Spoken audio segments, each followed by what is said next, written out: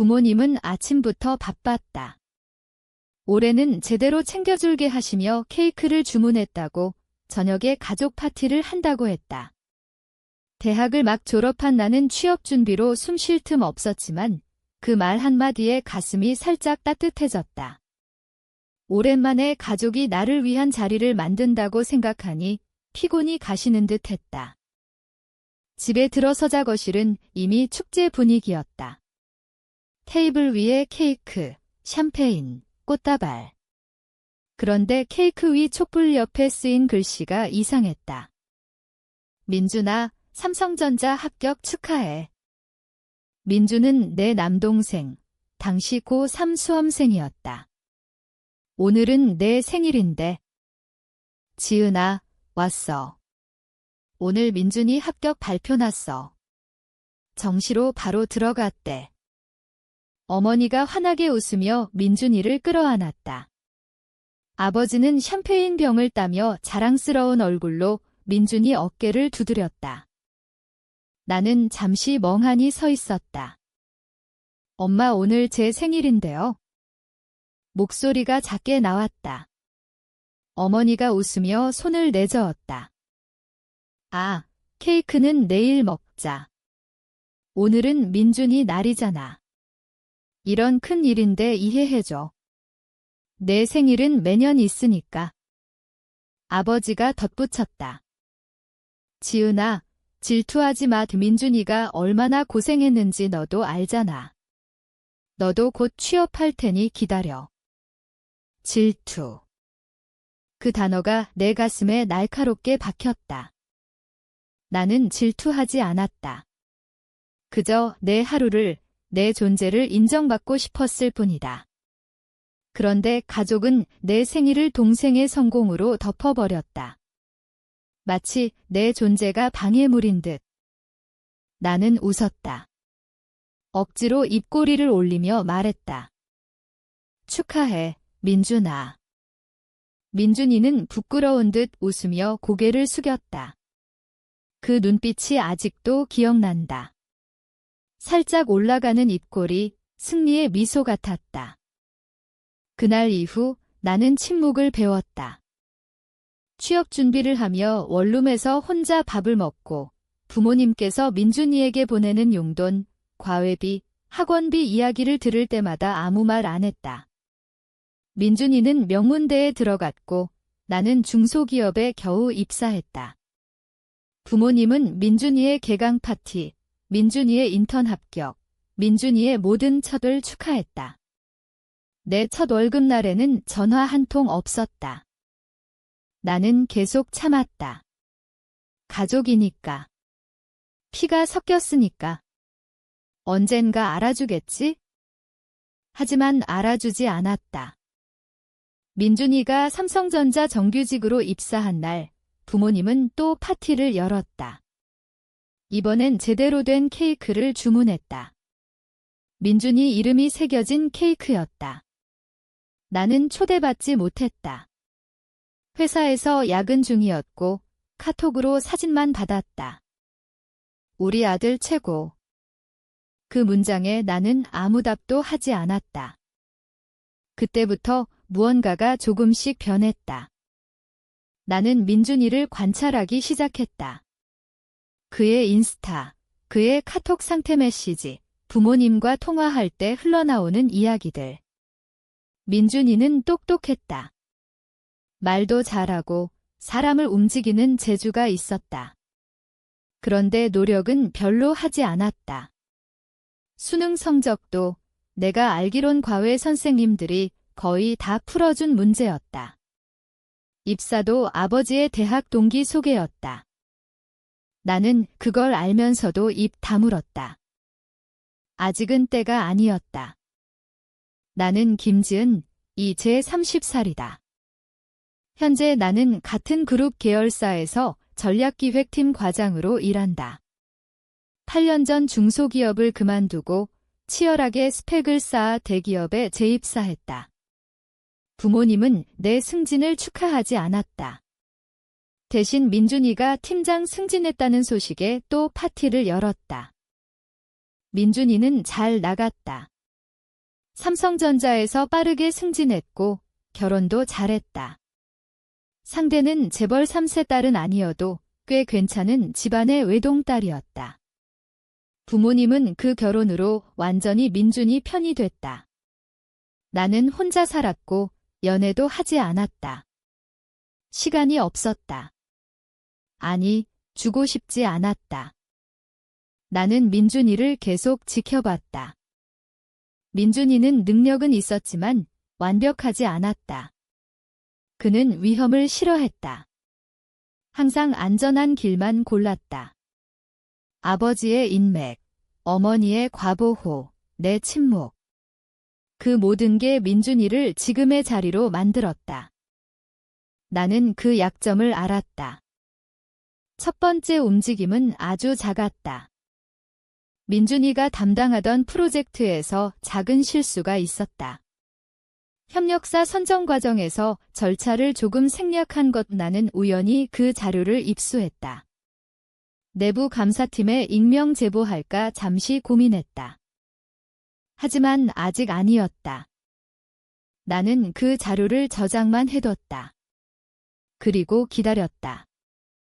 민준이는 결혼 후에도 변하지 않았다. 아내가 임신하자 부모님은 또 축하 파티를 열었다. 나는 초대받았지만 가지 않았다. 대신 민준이에게 메시지를 보냈다. 축하해, 오빠 될 준비 잘하고. 민준이는 답장했다. 고마워 누나. 너도 얼른 결혼해라. 그 문장에 나는 웃었다. 차가운 웃음.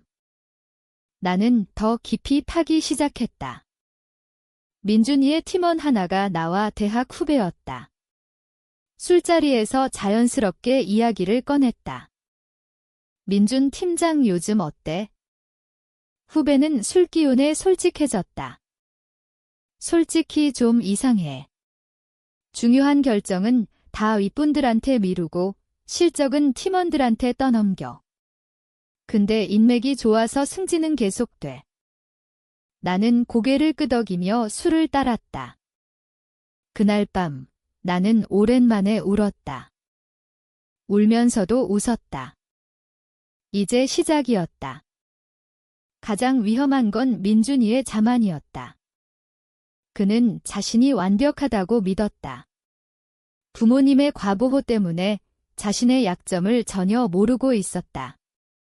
나는 그 약점을 건드리기 시작했다. 먼저 민준이 아내 쪽 가족에게 작은 소문을 흘렸다. 익명 계정으로 민준이가 회사에서 여성 후배와 부적절한 관계라는 뉘앙스. 증거는 없었다.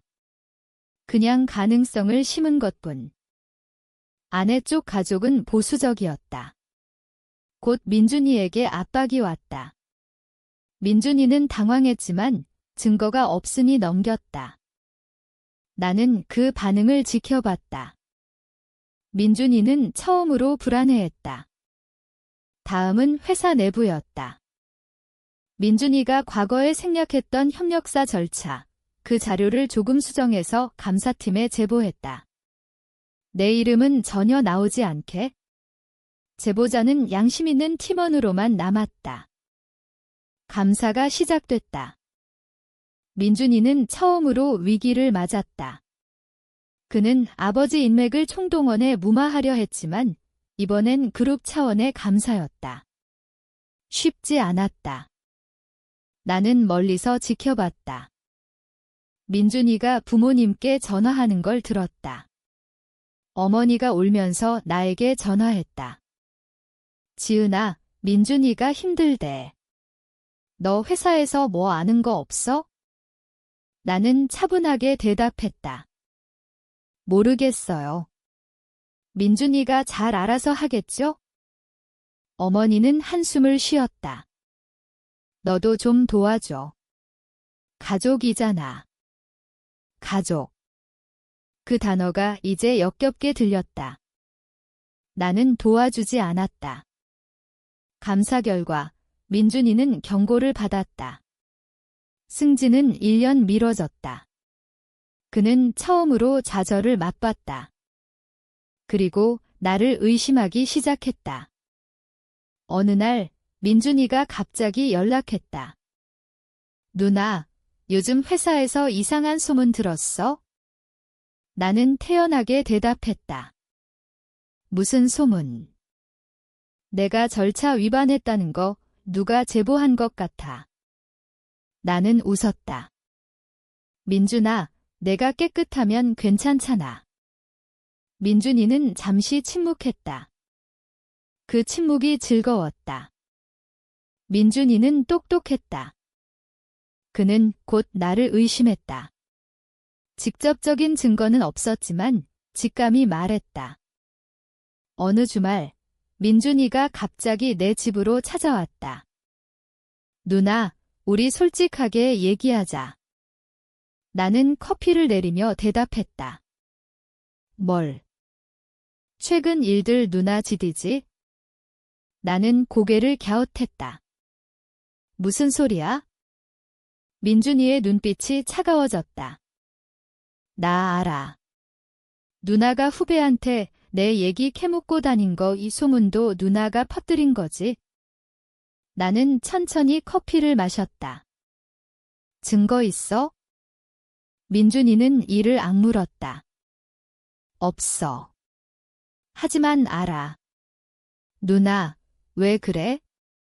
가족인데. 나는 처음으로 웃었다. 진심으로. 가족. 민준아, 너 언제 나를 가족이라고 생각했어? 내 생일날 케이크 치우고 내 합격 축하할 때? 내가 취업했을 때 연락 한 번 안 할 때? 민준이는 말을 잇지 못했다.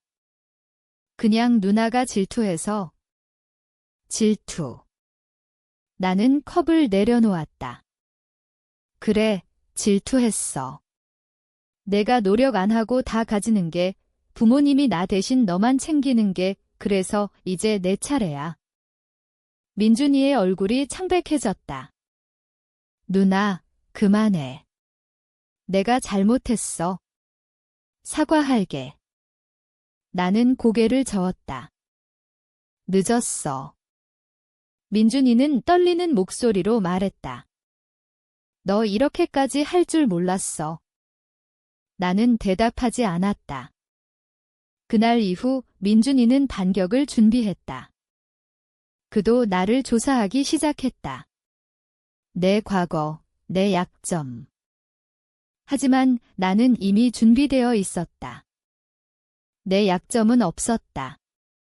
나는 8년 동안 오직 이 순간만을 위해 살았다. 결정타는 간단했다. 민준이가 가장 자랑스러워했던 프로젝트, 그 안에 치명적인 결함이 있었다. 내가 직접 심어놓은 결함이었다. 아주 미세하게, 나중에 터지도록. 프로젝트가 론칭되던 날, 시스템이 다운됐다. 수백억 손실. 감사가 다시 시작됐다. 이번엔 그룹 최고위층까지 올라갔다. 민준이는 모든 책임을 졌다. 증 두만트건은 명확했다. 그의 서명, 그의 결재. 민준이는 해고됐다. 부모님은 충격에 빠졌다. 아버지는 건강이 나빠졌고 어머니는 우울증에 걸렸다. 민준이는 이혼 소송을 당했다. 아내 쪽 가족이 모든 걸 끊었다. 나는 그 모든 과정을 멀리서 지켜봤다. 민준이가 내게 마지막으로 전화했다. 누나 제발 가족이잖아. 나는 차분히 대답했다. 민준아, 너 말대로 질투였어. 이제 끝났어. 전화를 끊었다. 그날 밤, 나는 처음으로 잠을 이루지 못했다. 승리했다. 완벽하게. 그런데 왜 가슴이 이렇게 무거운 걸까? 민준이의 눈빛이 떠올랐다. 마지막에 본 그 눈빛. 공포와 절망. 나는 거울을 봤다. 내 눈빛도 똑같았다. 지금 나는 혼자 산다. 부모님은 요양원에 계신다. 민준이는 지방 중소기업에 재취업했다. 연락하지 않는다. 나는 승진했다.